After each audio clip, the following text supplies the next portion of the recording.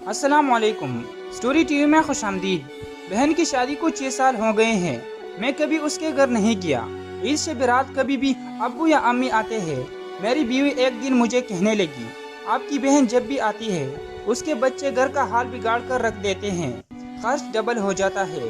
और तुम्हारी माँ हमसे चुप चुपा कर कभी उसको साबुन की पेटी देती है, कभी कपड़े, कभी सर्फ के डब्बे और कभी कभी तो चावल का थैला भर देती है। अपनी माँ को बोलो ये हमारा घर है, कोई खैरात सेंटर नहीं। मुझे बहुत गुस्सा आया। मैं मुश्किल से खर्च पूरा कर रहा हूँ और माँ सब कुछ बहन को दे देती है। बहन एक दिन घर आई हुई थी, उसके बेटे ने टीवी का रिमोट तोड़ दिया। मैं माँ से गुस्से में कह रहा था, माँ बहन को बोलो यहाँ ईद पे आया करे बस, और ये जो आप साबुन, सरफ और चावल का थैला भर कर रख देती है ना, इसको बंद करे। माँ चुप रही, लेकिन बहन ने सारी बातें सुन ली थी। मेरी बहन कुछ न बोली। 4 बज रहे थे। अपने बच्चों को तैयार किया और कहने लगी, भाई मुझे बस स्टॉप तक छोड़ो। मैंने छोटे मुंह कहा, रह लेती कुछ दिन, लेकिन वो मुस्कुराई नहीं। भाई बच्चों की छुट्टियां खत्म होने वाली है। फिर जब हम दोनों भाइयों में जमीन का बंटवारा हो रहा था तो मैंने साफ इनकार किया। भाई मैं अपनी जमीन से बहन को हिस्सा नहीं दूंगा। बहन सामने बैठी थी, वो खामोश थी, कुछ न बोली। माँ ने कहा, बेटी का भी हक बनता है, लेकिन मैंने गाली देकर कहा, कुछ भी हो जाए मैं बहन को हिस्सा नहीं दूंगा। मेरी बीवी भी बहन को बुरा भला कहने लगी। वो बेचारी खामोश थी। बड़ा भाई अलहदा हो गया। कुछ वक्त के बाद मेरे बड़े बेटे को टीबी हो गई।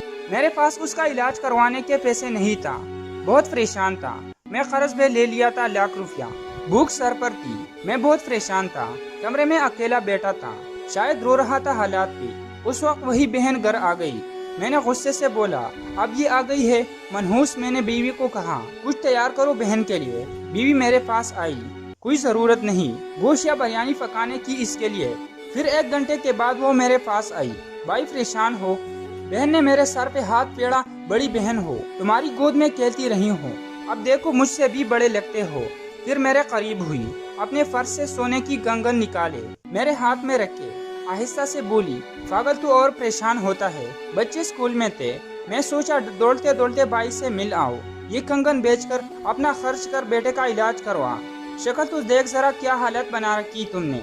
मैं खामोश था, बहन की तरफ देखे जा रहा था। वो आहिस्ता से बोली, किसी को न बताना कंगन के बारे में, तुमको मेरी कसम है। मेरे माथे पे बोसा किया और 1000 रुपया मुझे दिया, जो 150 के नोट थे। शायद उसकी जमा पूंजी थी।